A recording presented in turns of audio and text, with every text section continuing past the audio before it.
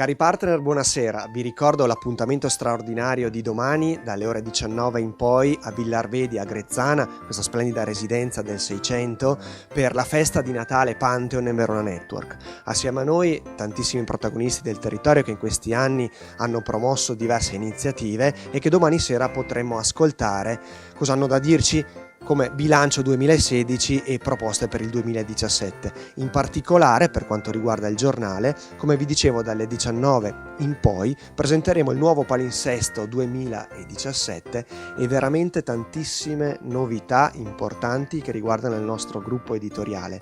Tantissimi servizi nuovi, accattivanti, per far sì che anche le aziende, anche i nostri partner, come voi ovviamente, abbiano la possibilità di avere maggiore visibilità sui nostri canali e far sì che il 2017 sia veramente un anno di rilancio per l'economia, per la speranza e per il territorio stesso. Quindi vi aspetto domani, Villarvedi, e intanto vi auguro una buona serata.